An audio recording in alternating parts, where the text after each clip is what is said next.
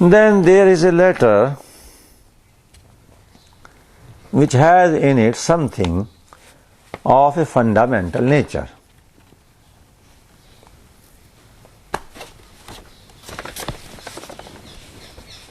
Quite interesting and instructive. A seeker has written that she has been married for a very long time. And the married life is going on quite nicely. And the husband and wife have love between them for such a long period, over 30 years marriage going on.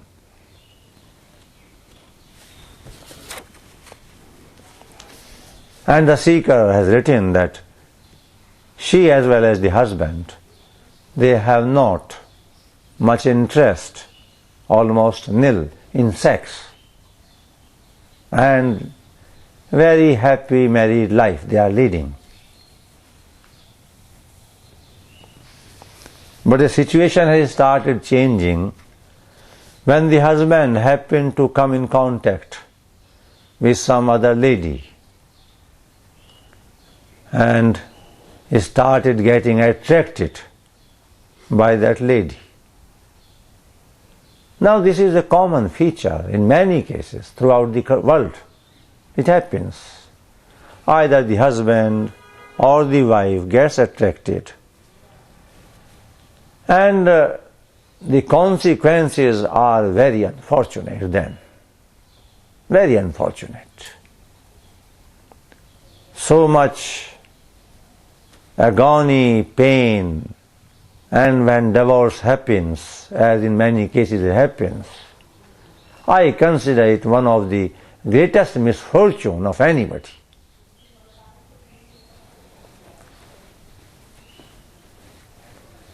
And it is my effort to save people from such situations. I don't have a person as your partner in marriage or without marriage. Or if you have, then be stable there, be sincere, be devoted. Let not this foolish mind wander here and there. This tricky mind tries to deceive in many things. In fact, many times I tried so much. I do my own work without caring what the result would be. I tried many times for such situation. Somewhere it succeeded, somewhere did not. One or two important points.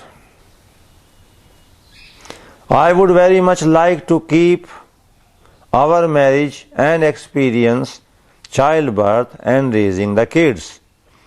I understand that my desires of marriage and sex are hardly in line with the spiritual path. No, this is a wrong notion.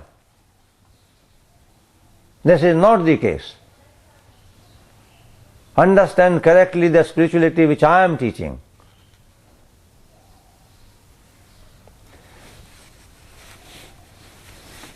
Having sex and raising children is not against spirituality. Then 99% of the population on this planet of Earth will become anti-spiritual. Every day people are having sex and people are raising children.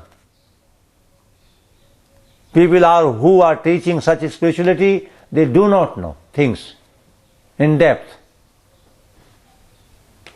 We all are born out of sex. The greatest saints are born from sex. I never heard any saint falling from the sky just like that. That here is a man never born of a woman, and all of a sudden we saw him on the hill there, standing, coming from some other planet. My goodness, I never heard. We all are born from sex, through sex, and then the greatest people who lighted the path are here, have been here, will be here. There is another important point, and that is missed.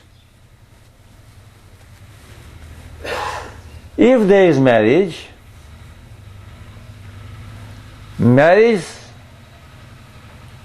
serves two purposes: spiritual growth as well as the running of the worldly pattern made by God.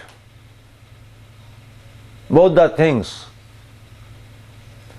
The important thing is to be 100% sincere and devoted and truthful in the field of marriage or having relationship. That is the point.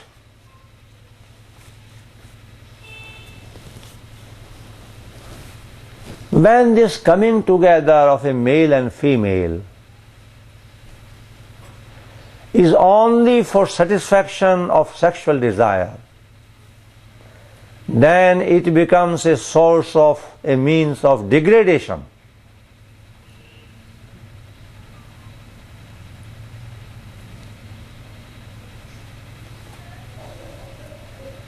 Then human beings fall down to unknown depths. They become worse than animals. In some of my lectures earlier I explained that in the case of animals, they have a mating season.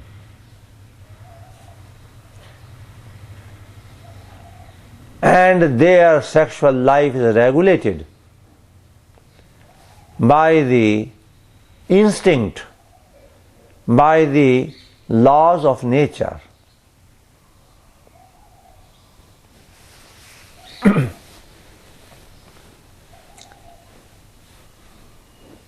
It is because of the regulation by nature in their life, therefore, no animal ever commits rape.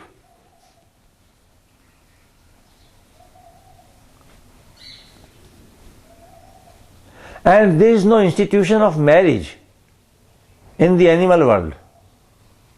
There is no institution.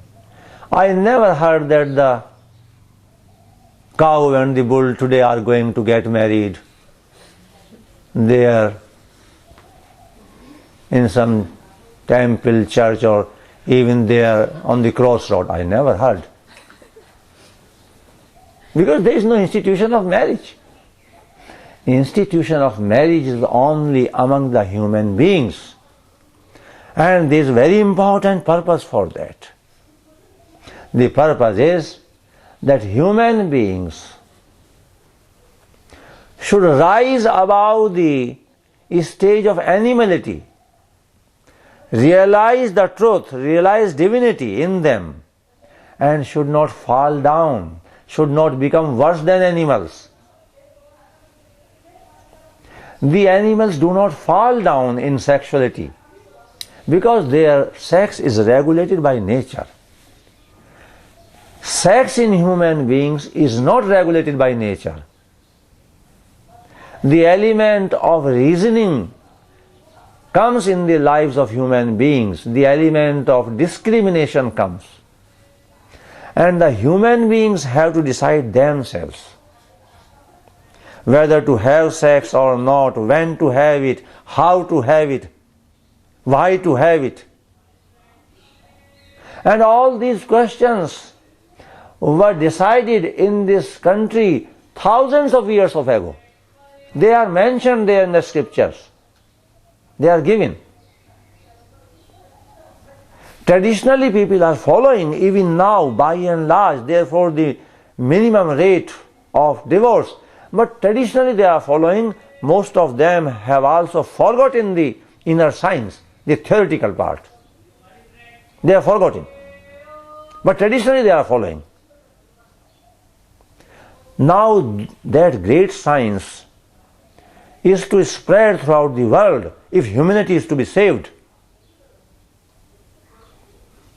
You all know the reason for this most disastrous, fearful disease, AIDS. You all know. One of the reasons is indiscriminate sexual life. We have to prepare ourselves to spread this message throughout the world. People are becoming ignorant about these things. So, when there is no honesty, when there is no regulation in sex, when there is no faithfulness between the male and the female, as husband and wife, and in some cultures, if they say we don't marry and we have only partners, I don't object even to that. Because the central point in both the places, in both the situations is the same, faithfulness. That it has to be there. Remain faithful in marriage, remain faithful in partnership. Truth and faith cannot be substituted by anything else. They have to be there, they must be there. Without that, humanity will be destroyed completely. Therefore, if faithfulness and truth are not there, then sex without regulation, without limitation, without rules is the most dangerous thing. It is creating already the problems which it is difficult to solve for the whole world. There is a challenge for AIDS and things like that. But if there is faith, devotion, and real love, not passion, but love. In the beginning, there is a mixture of passion and love. The effort should be that slowly passion goes away, is transcended, and love then develops. And if there is a sense of responsibility towards each other, and the mind is filled with the idea, how can I be of greater use to my partner? How can I serve her or him more than my own self? Selfishness is substituted by service.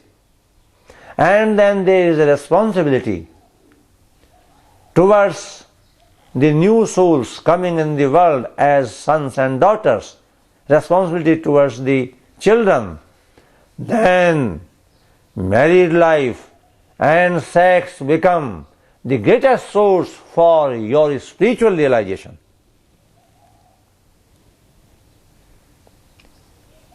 The transformation becomes very quick then inside, because a time would come through sincerity and faith and truth that this passion, this devil of passion will start going away, will start getting diluted, and true love will start flowering. This is the secret. And unfortunate are people who, after living as husband and wife for long period, for long years, for so many years, and then get attracted by flesh of some man or a woman. Despicable are those people. If I would have my say and strength, I would catch the person by neck. Why do you want to make your own life hell and the life of the another partner also hell? And worst for the children.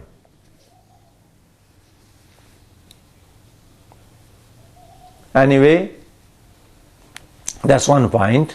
It is a very deep subject. It needs much time. Unrestricted, undisciplined sex is against spirituality. Disciplined sex is not against spirituality. Here is the point. Yes, there is one point which should be made clear. It is hidden in the question. A stage comes in the life of a seeker when there remains no place for sex. Rather, the urge goes away. Sex falls down. But don't struggle with sexual instinct. A stage will come, and that is the ideal stage.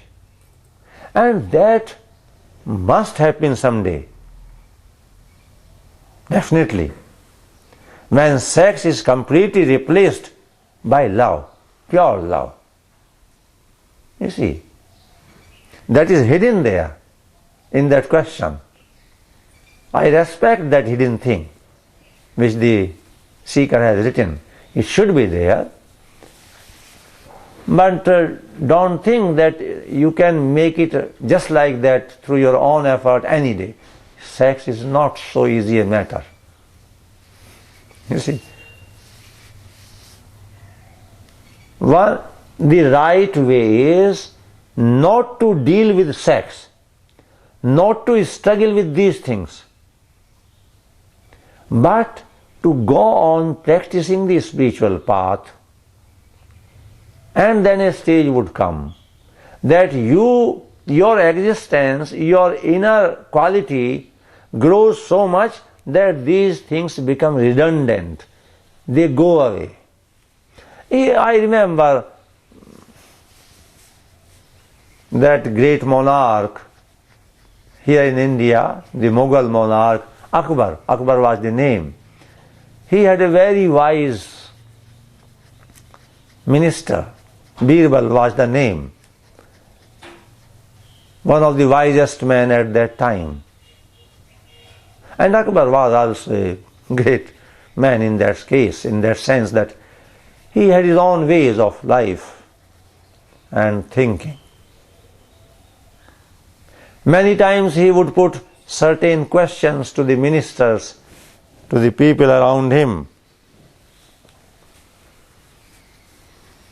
for an answer, just to test the caliber, the mind of the ministers.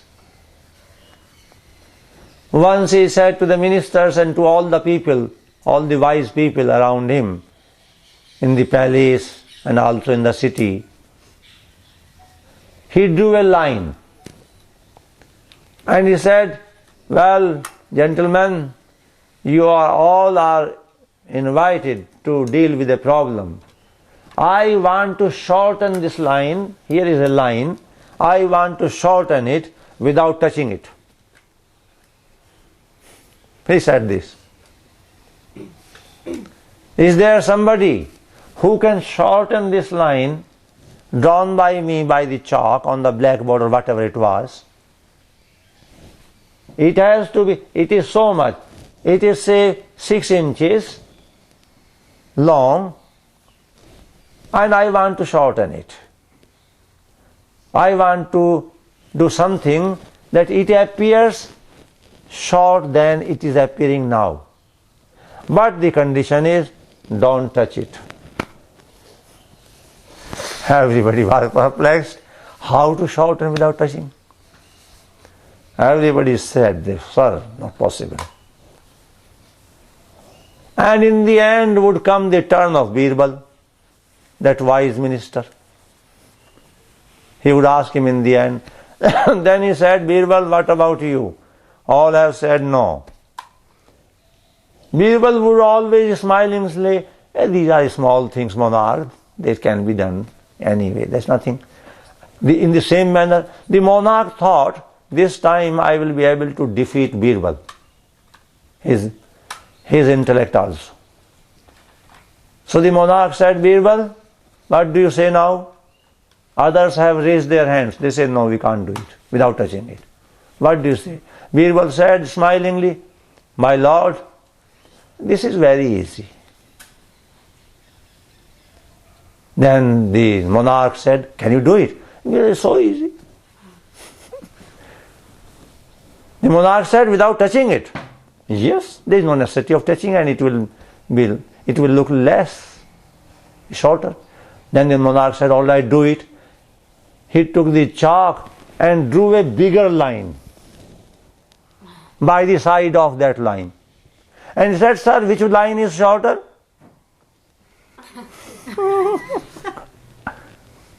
The drawn by you is shorter than this one. Monarch said, Birbal, I have given you this example to tell you something about spirituality. Don't try to wipe out this greed and this jealousy, and don't struggle with the instinct of sex to shorten them, to weaken them. This jealousy, this anger, don't try to struggle with them. You will not be successful.